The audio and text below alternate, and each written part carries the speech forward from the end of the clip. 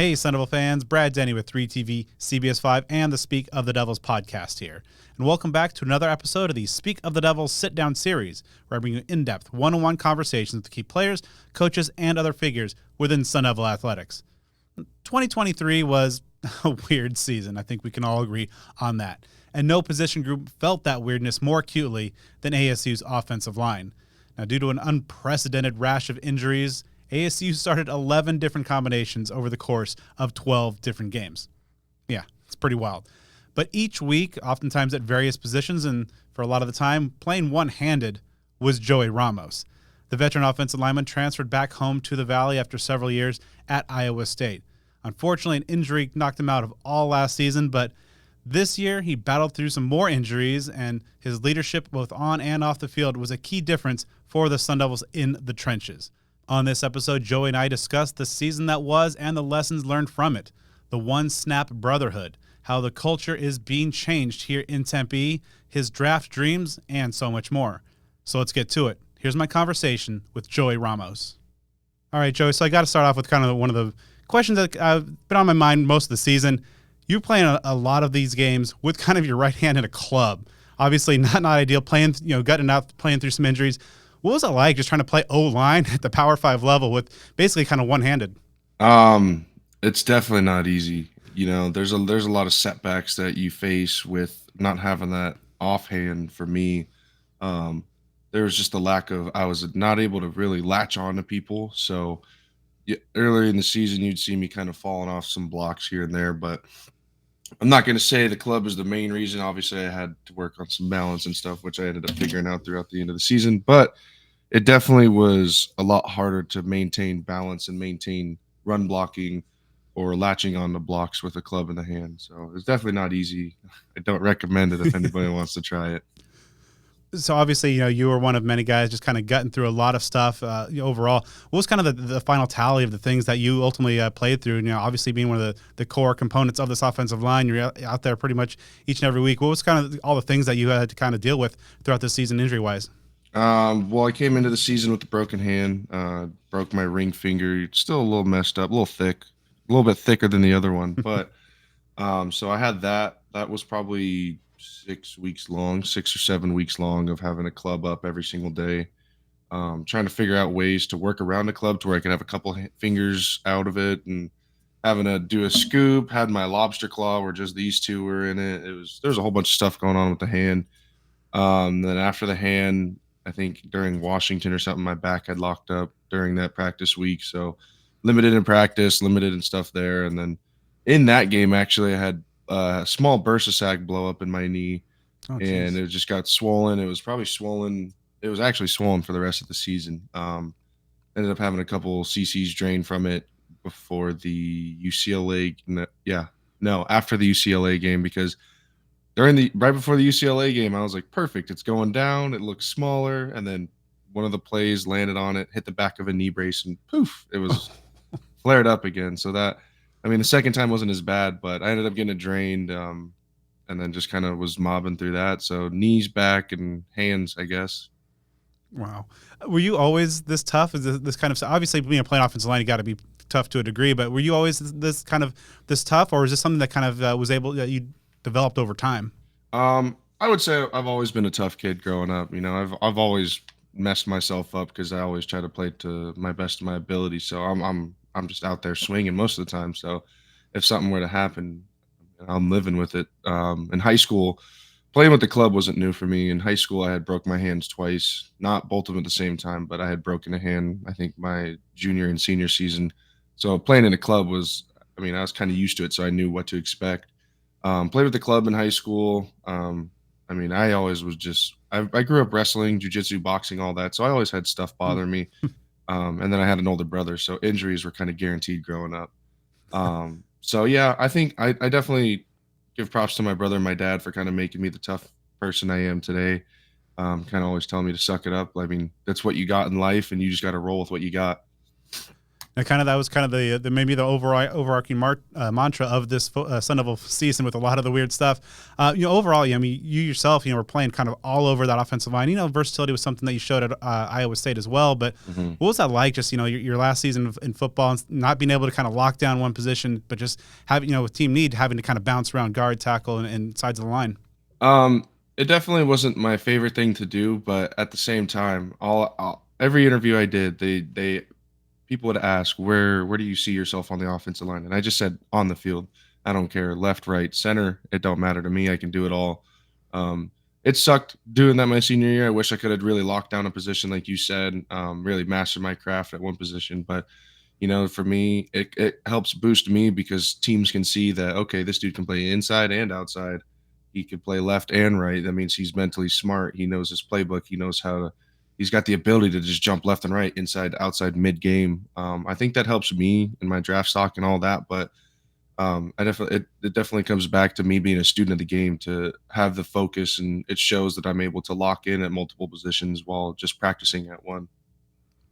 11 different starting offensive line combinations over 12 games is pretty wild. I've covered this team since 2011. I've never seen anything kind of like this. What, for a unit like the offensive line, which really kind of thrives so much on chemistry and kind of the unit gelling together, not having that consistency there, what kind of impact did that have on you guys?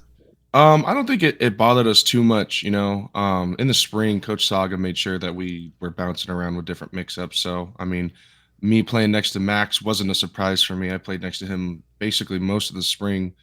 Playing next to Emmett, that was all fall camp. Playing next to Sean. Sean's a young dude, but he was. I mean, I every time he was next to me, I was like, dude, calm down, do your job, and just have fun, dude. Like you're young, you're a freshman playing Power Five football, dog. Like enjoy this, man. Not a lot of dudes can do this.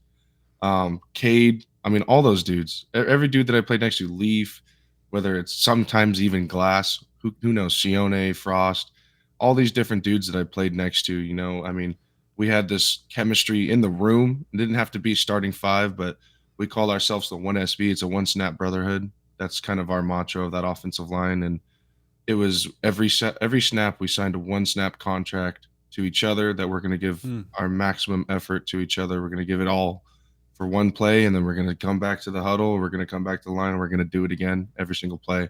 So, I mean, we had great chemistry in that room. Everyone loved each other. So, I mean, the different combinations, it's not easy to do. It's not easy to get comfortable with, but I mean, that just shows the ability that those guys had to, whether it was someone completely random or someone you've been playing next to all season, they're going to get the job done regardless.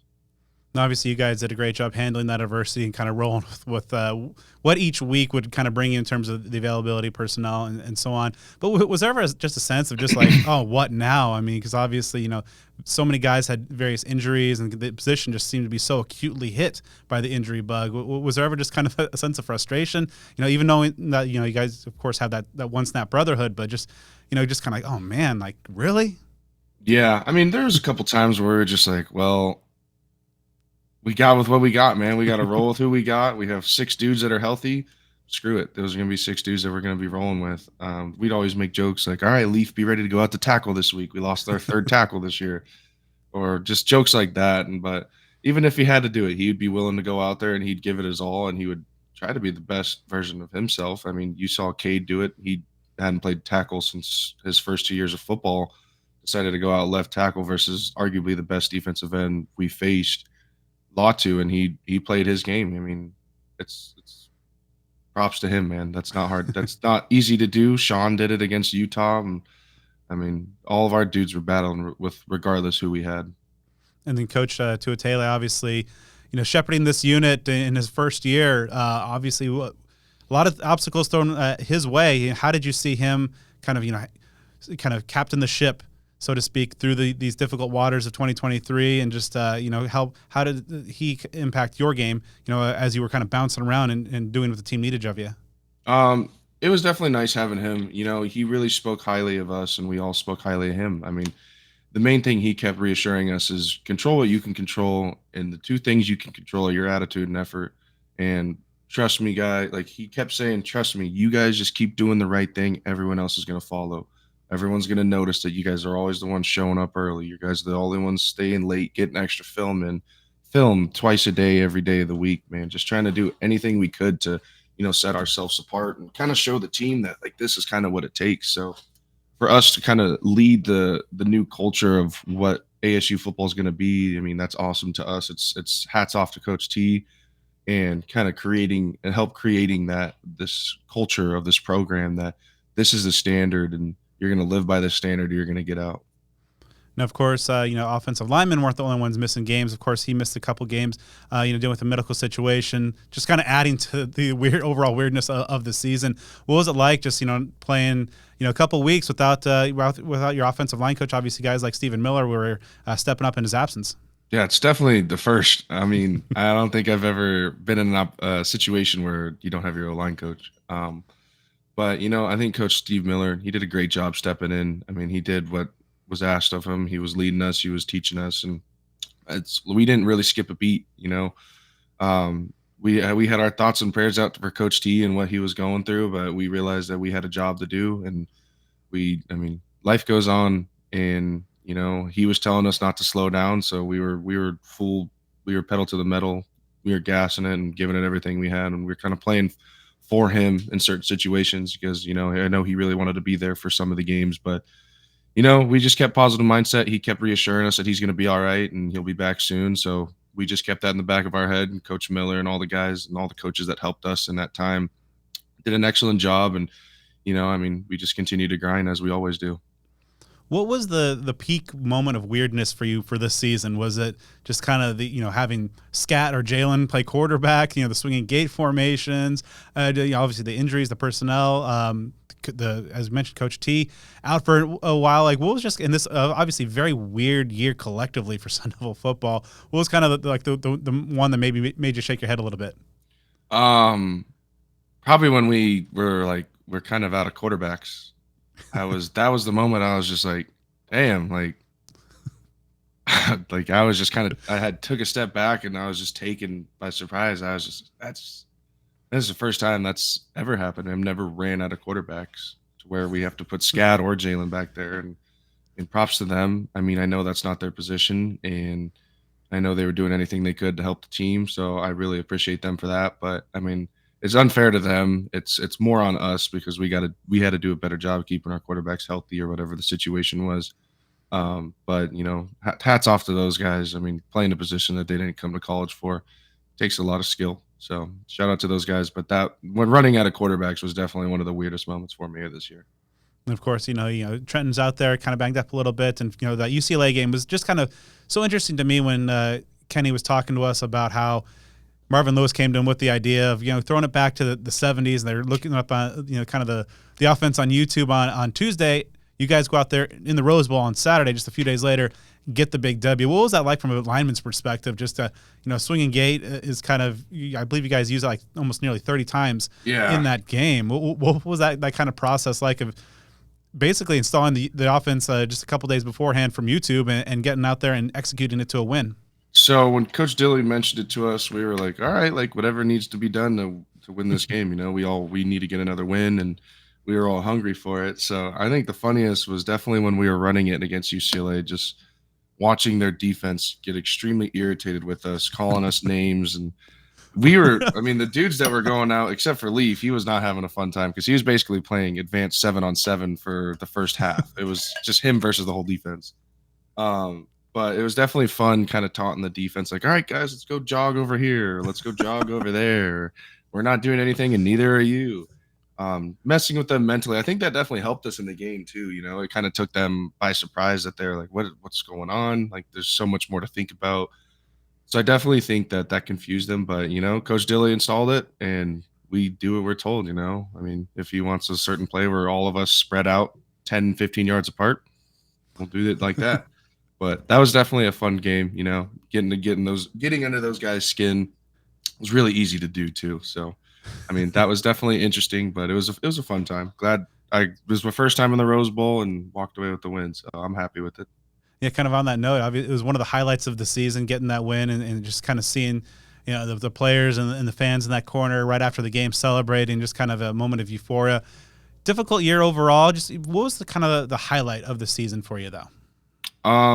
Me personally, it was just our room, I mean, just so decimated by injuries, man, and that's not easy for a room to handle, and I think our room handled it amazingly. I think they did a great job of keeping a positive mindset, whether you're hurt, you're trying to help, or, you're coming back from injuries, you're doing what you can.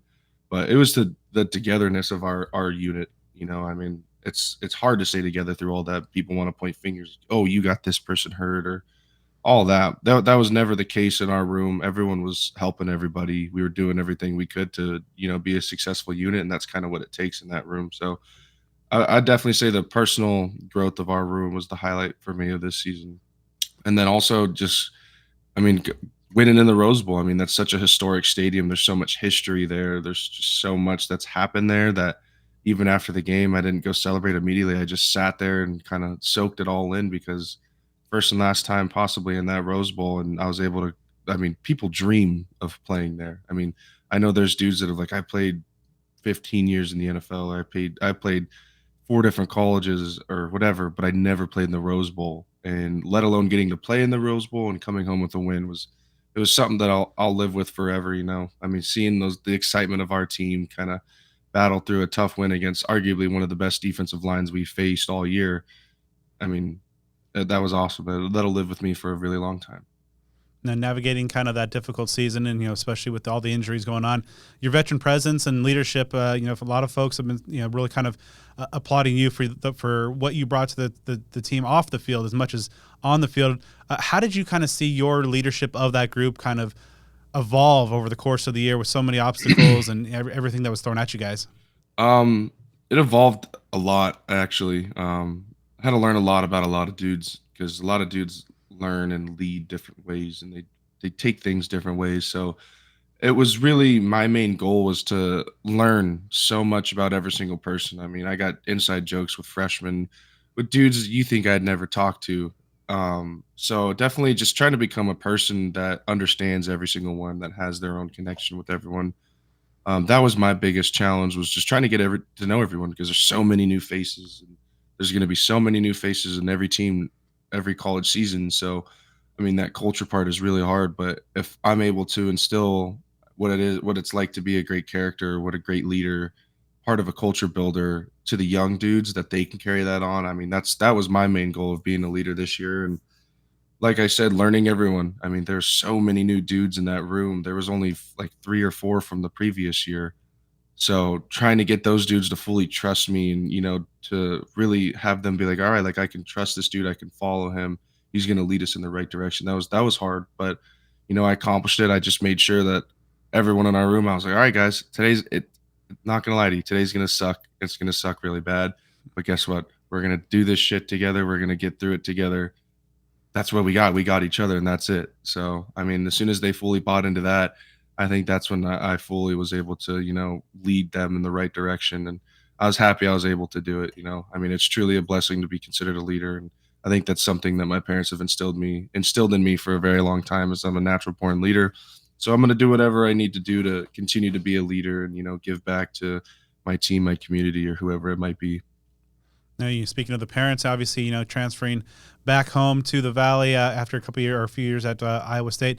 Well, going through such a trying year overall, how much of a benefit was it to be home and have that support of the family and friends that kind of baked in here? Yeah, it was awesome. I mean, I love my parents uncontrollably, man. I mean, they've done everything, they've given everything to me to have this opportunity. So I'm forever in their debt. I want to do whatever I can to pay it back to them. Even when I was at Iowa State, they never missed a home game. They were always there supporting me no matter what, whether it was halfway across the country or whatever. So for them to ease up on them to not have to fly everywhere, book hotels, only having 4 away games this year, which they wish they could have had more just because they love traveling.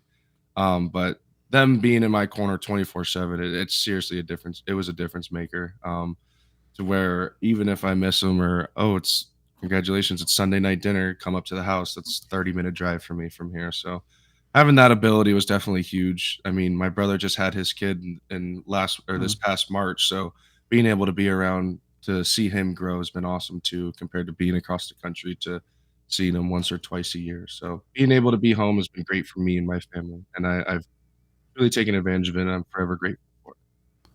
Now, obviously, during the couple of years here, the wins weren't necessarily as numerous as you or any of the other guys would have hoped. But when you kind of look back collectively over the entire experience, coming back home to Tempe, playing, finishing your career as a Sun Devil, were you able to kind of get everything out of that experience of coming back home that you were hoping for? I guess Ab- outside of the abs- wins. yeah, absolutely. I was able to make an impact with the community, helping with community service, trying to do as much as I can there. Just being home. I mean, I had never realized that some people have never been here. They've never been around mountains. They've never been to the desert. So some of the dudes that are from Louisiana or Mississippi or whoever it might be from a different area, I would take them out, be like, yo, like, let's go out to the desert. Let's go do something, like, let's go out and experience something that you have. Let's go hiking. Let's do something with the mountains. Like, I want you to enjoy this state too. So I think I definitely got my full experience out of it in such a short time of being here in Arizona State. And it's been awesome. I'm super grateful for it, and it's an experience I'll always live for. I got the jerseys to prove for it. I got the battle scars to prove for it. And I got the connections in the brotherhood to definitely live through from here on out. One of the most difficult things is installing a culture in a new program for a head coach coming in, and obviously with everything that was thrown at you guys, both on and off the field. How did you? What kind of struck you most about how Kenny and his staff was able to kind of start building that culture here? You guys obviously being kind of the founding members. What struck you most about just the culture being laid here in Tempe, and setting that foundation for the future? So I was lucky enough at Iowa State to be a part of a great culture. I mean, a Fiesta Bowl champ team, Big 12 runner ups. I mean, I was a part of Coach Campbell's great leadership culture, all that. So being able to see Coach Dilly trying to instill that, I was able to 100% buy in. I knew what it took. I knew the sacrifices that it took. So for me, it was really easy to start building this culture because I've been a part of winning cultures like that, and the cultures that are it's only us, it's all about us. Screw all the outside noise. Screw whoever's in front of you on the others on Saturdays or Friday nights, whatever it might be. The only people that matter are the people in this facility. So when I when Coach Dilly, when we first met, I was one of the first people that got to meet with him, thankfully. And when he told me that, I was like, that's it. I'm in. Like, you got nothing to worry about. I'm going to give you everything I possibly have this entire season from January all the way to December if we can. I knew what it took, the sacrifices that needed to be made. And with Coach Dilly bringing that mindset of it's going to be a culture, a winning culture, I knew I had to buy into it, and to show him that I was able to buy in was huge because he trusted me to be one of the founding members of starting this culture. So definitely it was great to see Coach Dilly bring in this type of culture because I know what it takes, and I was able to lay down a solid foundation with these other seniors. And I think this program is going to be going in the right direction very shortly. And I think nothing but success is coming for ASU. Now you mentioned, of course, coming from that program under Coach Campbell, and the similarities between that and what Kenny was wanting to instill here. But obviously, a lot of new guys, 78 new faces overall from the high school ranks, from other various programs. Over the course of the year, how did you? I mean, you had that buy-in immediately. How did you see the collective buy-in kind of evolve over the course of the season, and especially through some tough times? I mean, I think the dudes finally understood that it's only us. Like, the wins and losses, those will come, but it's a player driven team. And I mean, the most successful teams are player led teams and player driven teams. Dudes that want to play for each other are always going to be more successful than dudes that want to play for themselves. So I think after some of the really close losses and some of the stuff that we should have won, I think dudes finally realized that it's all about us, dude. Wins and losses really don't matter. I'm going to play my heart out for this dude next to me and the dudes that are on this team and for the coaches that believed in me. So I think it finally clicked during Washington State. I mean, you saw us firing on almost all cylinders, and you saw dudes that were just playing for each other and dudes that were just playing to have fun. I think a lot of the times in college football, dudes lose the fact that this is a game and you got to have fun and you got to enjoy the moments. And I think when the dudes finally realize that, like, this is actually fun playing for each other and just, enjoying the game again, you saw people succeeding at a high rate. And I think some people lose track of that. So I think as soon as that game hit that people could play for each other, I mean, I think that it turned our culture a complete 90-degree bend, and it went in the right direction. And the dudes that wanted to be selfish, they weeded themselves out. And I'm not saying that every dude that hits the transfer portal is selfish. I mean, everyone's got to. It's their career, and they got to do what's best for them. So best of luck in their journeys. Trust me, as one transfer to another, I understand it completely. And sometimes all it takes is a change of scenery. But I think the dudes that are left on this team definitely are going to play for each other, and the new dudes that are coming in are going to see that that's what it takes to play here, and hopefully they buy into that process as well. And like I said, it's going to be success for Arizona State.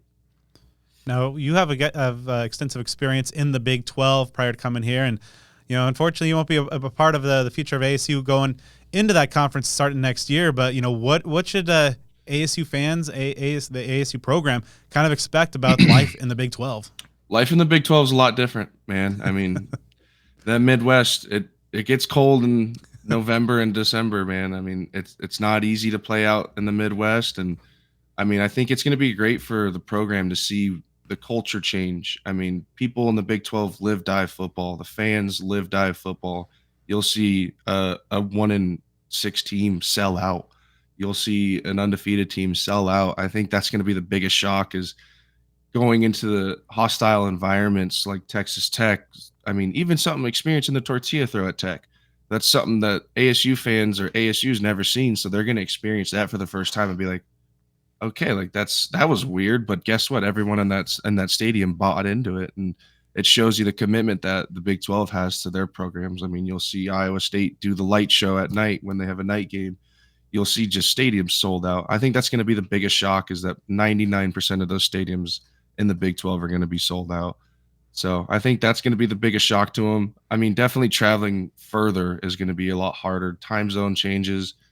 I mean, shoot, having to go all the way to Central Florida is going to be a little tough. I might have to leave a couple days early, to adapt to the weather and the time change. But I think it's going to be great for the program. I think getting the different experience, the different environments, all the different adversity of playing somewhere else. I think that's huge for the program, and I think that's just only going to continue to have them trending up. I don't think that they match up this upcoming season, but I think in 2025, ASU's traveling to Ames. Yeah. So where is the Joey Ramos loyalties going to be on that game day? It all depends on Iowa State. If me personally, if Matt Campbell's not there, well, either way, I ended a Sun Devil. I'm going to be a Sun Devil. I mean, I'll be a little torn. I'll be rooting for both sides. I'm just going to be rooting for the offensive line of both sides. There you I go. mean, I got lots of love for my boys out in Ames, and lots of love for some of those coaches. But I got my more recent love is for the boys here at Arizona State. So I'll be rooting ASU. I'll be maroon and gold to the day I die. But I still have some loyalties down in the Cardinal and gold. So I'll be rooting for ASU come game time. One of the young linemen that you touched on a little bit earlier that kind of really got thrown into the fire a little bit, and perhaps a little bit earlier had the injuries not hitting as hard as Sean Naa. And obviously, kind of one of the things that really kind of jumped out is just getting switched to left tackle on the plane to Utah, facing a pretty formidable Utah front. Over the course of the season, how did you see this youngster kind of just adapt and kind of deal with being thrown in there as a key member of this line?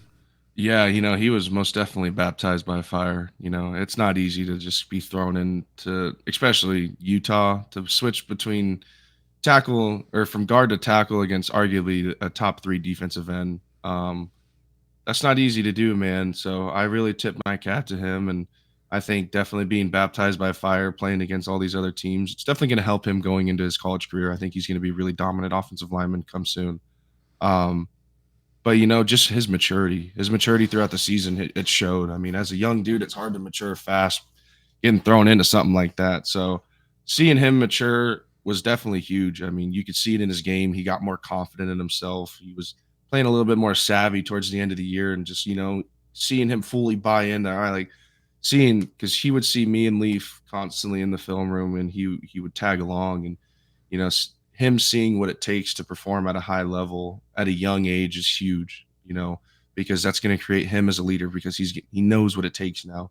He knows the expectations. He's going to lead because he's done it at a young age, and he's just going to continue to get more and more confident. And when a lineman gets confident, he's able to play fast and fun. And when a lineman can have fun, they play their best. So I think Sean's going to be a phenomenal offensive lineman here. Coach Saga's going to do a good job at developing him, and he's going to continue to be around great leaders like Leaf and Cade and Emmett and all those guys. I mean, he's just going to continue to grow, and he's going to be, like I said, he's going to be one of the top offensive linemen come soon. Now, obviously, as ASU fans are going to be hopefully watching you on Sundays going forward, and obviously guys like Leaf coming back. Who are some of the maybe the little under the radar, some of the guys that are going to get a chance in 2024 and beyond that you think the ASU fans should keep an eye on? Some of the dudes that definitely are going to probably have a breakout season are definitely going to be Sean Emmett Boley's going to be returning from an injury, and trust me, I know I had that exact injury, not as severe. I didn't dislocate my stuff, but I know coming back from an injury like that, it only makes you hungrier. I know he's going to be better, faster, stronger than he's ever been coming back this year.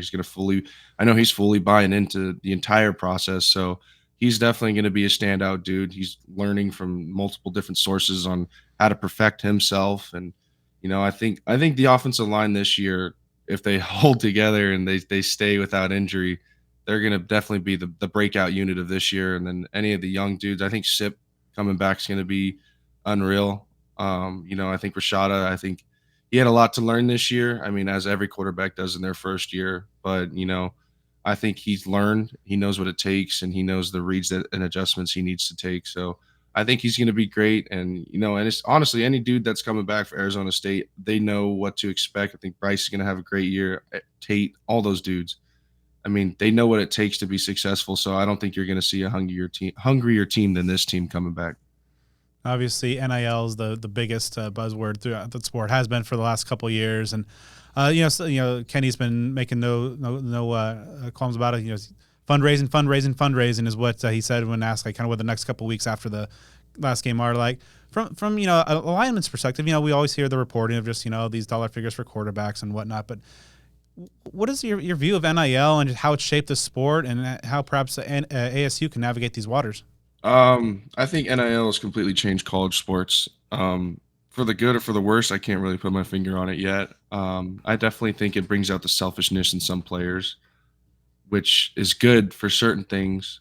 But at the end of the day, if you want great players need to get paid. I mean, it's tough to do this, man, to put your body on the line, especially as a lineman, to put your body on the line for 13 weeks, however long your season is, or even through fall camp, man, it's not easy. It's really hard to maintain a healthy body, and it takes a lot of effort to, take the right rehab steps or continue to, recover and just finding different ways to recover. I mean, I think NIL can be great, getting sponsorships for massage parlors or recovery cryos, whatever it might be, just small things like that for players is huge.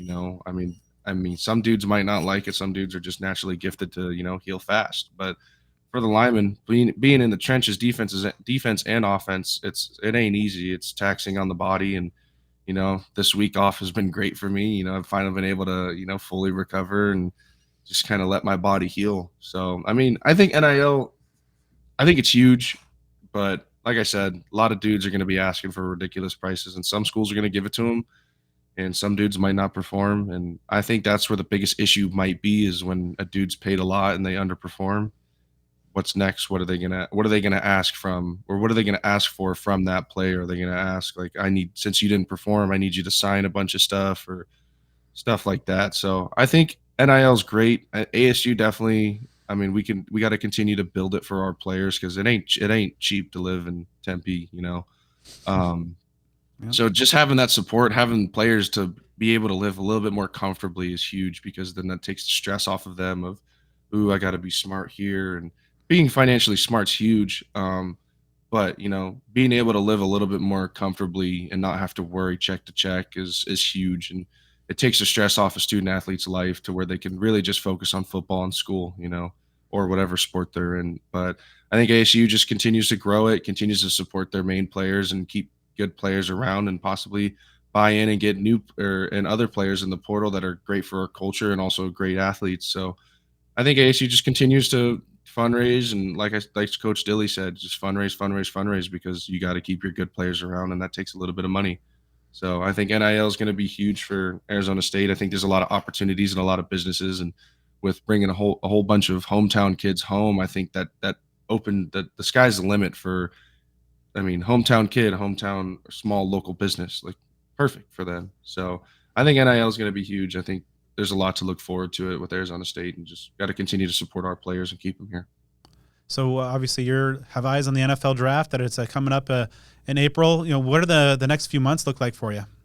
Next few months are just going to be training and doing a lot of position specific things. I'm most likely be training here with Coach Joe and Tempe, so I'll be around looking at the team and stuff, giving my outside perspective. But it's really just strict diet, really going back to my roots, getting my flexibility back, being asking around what did I not do that good this year that I can improve on, getting better body composition, and just continuing to grind, man. And I'm buying 110% into this draft process, whatever it takes, because I know I can be happy with myself at the end of the day that I gave it 110%. So just next few months, grinding my ass off. Hopefully, get a couple invites to possibly go show my talents at a bowl game or a pro game, whatever it might be. But just really buying into it, cleaning up everything, getting the body back. Just right now, this entire December is just going to be more of a getting the body back, making the body feel good. So when January comes, we can hit the ground running.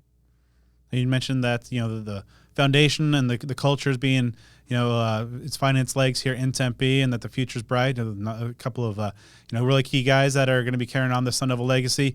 Overall, when you look at kind of the long-term future, what do you see as the potential of Sun Devil football in the next couple of years under Coach Dillingham? I think the sky's the limit. I think if he can get some really good dudes that can really buy into his process and just have a player-led team, man, I think the sky's the limit for this team, man. I mean, the crazy thing about college football is that anything can happen. There's always a team that underestimates someone, and why not us? I think that should be their motto: is why not us? People are counting them out already with some big transfers leaving, but who cares? I mean, players play, and players are going to make plays, and the coaches are going to continue to coach and develop these players to be great. So I think if the team can stay together and we can get some key components, I think the sky's the limits for this team. Anything can happen in the Big 12. Anything can happen in Tempe. I'd tell you what, the Big 12 teams aren't ready to come play here in August and September. It's going to be a lot hotter than they're expecting. And, I think every home game, ASU's got to use it to their advantage. So I think just continue to grow, man. I think this team's gonna be great, whether it's this year or next year. I mean, the foundation was laid.